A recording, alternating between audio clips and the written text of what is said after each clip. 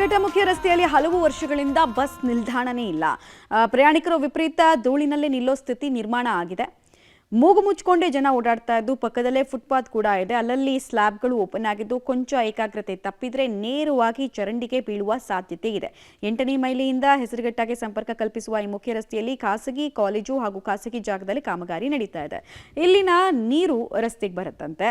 ಇದರಿಂದ ರಸ್ತೆಯಲ್ಲಿ ನೀರು ಹರಿದು ರಸ್ತೆಯು ಸಂಪೂರ್ಣವಾಗಿ ಹಾಳಾಗಿದೆ. ಹಾಳಾದ ರಸ್ತೆಯಲ್ಲಿ ವಾಹನಗಳ ಸಂಚಾರಕ್ಕೆ ತೊಂದರೆ ಆಗ್ತಾ ಇದೆ. ವಿಪರೀತ ಧೂಳು ಆವರಿಸಿಕೊಳ್ತಾ ಇದೆ. ಈ ಧೂಳಿಗೆ ಆರೋಗ್ಯ ಸಮಸ್ಯೆಗಳು ಉಲ್ಬಣಿಸ್ತಾ ಇದೆ. ತುಂಬ ರೋಡ್ಗಳು ಇದಾಗ್ಬಿಟ್ಟಿದೆ. ಅಲ್ಲಿಂದ ಅರ್ಧ ಹಾಕಿ ಅಟ್ಲೇ ಬಿಟ್ಬಿಟ್ಟಿದ್ದಾರೆ, ಈ ಕಡೆ ಅರ್ಧ ಹಾಕಿ ಇಲ್ಲೇ ಬಿಟ್ಬಿಟ್ಟಿದ್ದಾರೆ. ಇಲ್ಲಿ ಡಬ್ಬಲ್ ರೋಡ್ ಆಗಬೇಕು ಸರ್ ಇಲ್ಲಿ.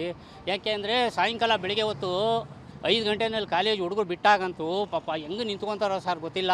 ಇಲ್ಲಿ ಸ್ಲ್ಯಾಬ್ಗಳು ಬೇರೆ ಹೋಗ್ಬಿಟ್ಟಿದೆ, ಓಡಾಡೋದು ಭಾರಿ ಕಷ್ಟ. ರಾತ್ರಿ ಹೊತ್ತು ಏನೋ ಅನಾಹುತಗಳಾದರೆ ಯಾರು ಸರ್ ಜವಾಬ್ದಾರು? BBMP ಅವರಂತೂ ತಲೆನೇ ಕೆಡಿಸ್ಕೊಳಲ್ಲ, ಎಷ್ಟು ಹೇಳಿದ್ರು ಅರ್ಥನೇ ಮಾಡ್ಕೊಳಲ್ಲ. ಕೆರೆ ನಿಂತ್ಕೊತದೆ ನೀರು. ಅಲ್ಲಿ ವಾಸನೆ ಕುಡ್ಕೊಂಡು ಜನ ಅಲ್ಲೇ ನಿಂತ್ಕೊತಾರೆ. ಒಂದು ಬಸ್ ಸ್ಟಾಪ್ ಇಲ್ಲ, ಒಂದೇನೂ ಇಲ್ಲ.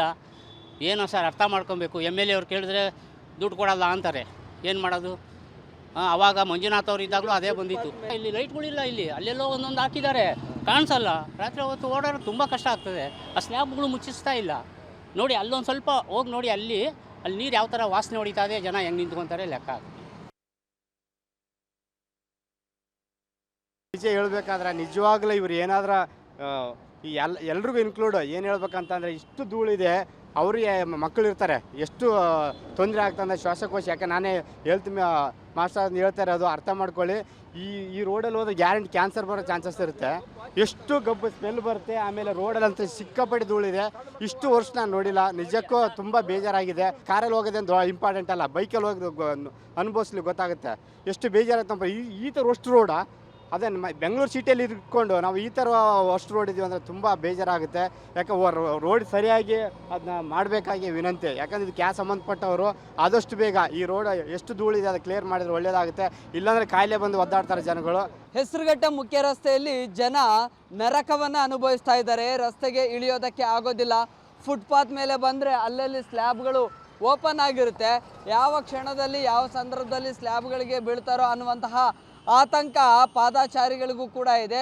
ಜೊತೆಗೆ ರಸ್ತೆಗೆ ಏನಾದರೂ ಬಂದರೆ ಸಂಪೂರ್ಣವಾಗಿ ಈ ರಸ್ತೆ ಕೂಡ ಹಾಳಾಗಿದೆ.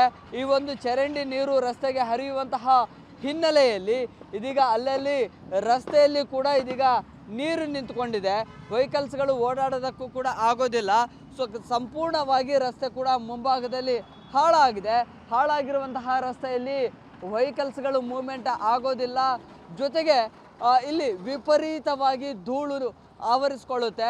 ಆ ಧೂಳಿನಲ್ಲಿಯೇ ಬಸ್ಸನ್ನು ಹತ್ತೋದು ಇಳಿಯೋದು ಪ್ರಯಾಣಿಕರು ಕೂಡ ಮಾಡ್ತಾರೆ. ಅಷ್ಟರ ಮಟ್ಟಿಗೆ ಅಧ್ವಾನ ಆಗಿದೆ, ಅವ್ಯವಸ್ಥೆ ಆಗಿದೆ. ಸಂಬಂಧಪಟ್ಟಂತಹ BBMPಯ ಇಂಜಿನಿಯರ್ಗಳಾಗಲಿ ಅಥವಾ ಸಂಬಂಧಪಟ್ಟಂತಹ ಅಧಿಕಾರಿಗಳು ಯಾರೂ ಕೂಡ ಈ ಭಾಗಕ್ಕೆ ಬರಲಿಲ್ಲ. ಮೂಗಿಗೆ ಕರ್ಚೀಫನ್ನು ಇಟ್ಕೊಂಡೇ ಇಲ್ಲಿ ಬಸ್ಸನ್ನು ಹತ್ತುವಂತಹ ಸ್ಥಿತಿ ಕೂಡ ನಿರ್ಮಾಣ ಆಗಿದೆ. ಇದು ಬಸ್ ನಿಲ್ದಾಣದ ಒಂಚೂರು ಕುರುಹುಗಳು ಕೂಡ ಕಾಣೋದಿಲ್ಲ. ಅಷ್ಟರ ಮಟ್ಟಿಗೆ ಅಧ್ವಾನ ಆಗಿದೆ. ಸಂಪೂರ್ಣವಾಗಿ ಚರಂಡಿ ನೀರು ರಸ್ತೆಗೆ ಹರಿಯುತ್ತೆ. ಅಲ್ಲಲ್ಲಿ ಚರಂಡಿಯಲ್ಲಿ ನೀರು ಕೂಡ ಬ್ಲಾಕ್ ಆಗುತ್ತೆ. ಅದರ ಎಫೆಕ್ಟಿನಿಂದಾಗಿ ಈ ರಸ್ತೆಗೆ ಬರೋದಕ್ಕೂ ಕೂಡ ಸಂಪೂರ್ಣವಾಗಿ ಜನ ಹೈರಾಣಾಗ್ತಾರೆ. ಇಲ್ಲಿಂದ ಹೋಗೋದಕ್ಕೆ ಇನ್ನಿಲ್ಲದ ಕಸರತ್ತನ್ನು ಕೂಡ ನಡೆಸ್ತಾರೆ. ಕ್ಯಾಮ್ರಾ ಪರ್ಸನ್ ಮಂಜು ಜೊತೆ Prakash D Rampur, public TV, Bengaluru.